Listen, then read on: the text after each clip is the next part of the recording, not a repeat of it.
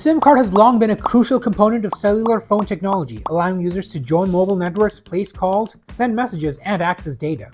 On the other hand, eSIMs, initially revealed in 2012, offer the same performance capability as conventional SIMs and can store mobile apps, unique subscriber IDs, and authentication credentials. They do, however, also provide a number of further advantages over a standard SIM.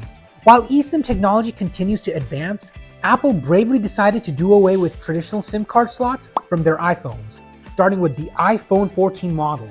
We're going to reveal the motivation for this choice from Apple in this video.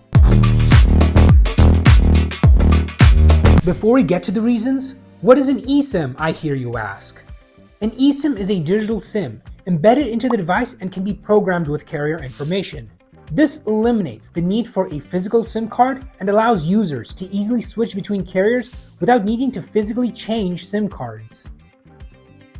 With the rising acceptance of eSIMs, which have several benefits over conventional SIM cards, more smartphone manufacturers, such as Apple, have made the controversial switch.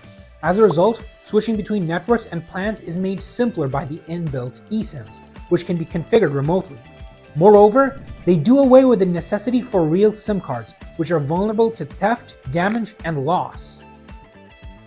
Also, having an eSIM enables Apple to provide its customers more freedom in selecting and changing carriers, since users may quickly activate service with a carrier straight through the iPhone's setting without going to an actual store or buying a physical SIM card.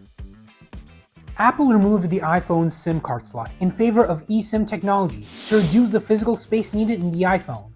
Removing the physical SIM card slot allows for more space inside the iPhone, which can be used for other components or a larger battery. This can result in a thinner, lighter, and more efficient device. Adding on, removing the physical SIM card slot can also make the iPhone more water resistant than they already are.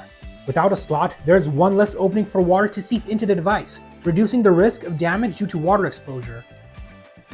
Like most evolutionary tech implementations, there are some drawbacks to eSIMs. One of those drawbacks is that not all cell networks are compatible with eSIMs yet. So if you're traveling abroad, for instance, you won't be able to switch to a new carrier unless that country supports eSIM locally. Hacking can also be a potential problem. The data on an eSIM can be hacked into, while hacking a physical SIM may be tricky. But keep in mind that eSIMs cannot be physically taken out and inserted into other devices. As you can see, the transition to eSIM by Apple does benefit certain types of users, while not so much for others. So when all's said and done, the SIM card port was ditched by Apple in their iPhone 14 models in order to provide more room for other parts.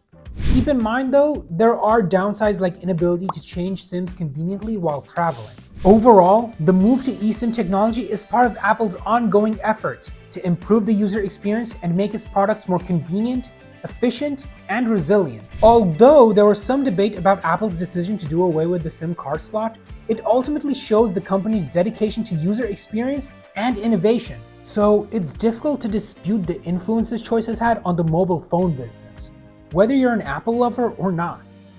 We appreciate you being here with us today and hope you learned something new about why Apple removed the iPhone SIM card slot. Like and subscribe, plus hit the bell icon to get updates on Apple insights that you don't already know.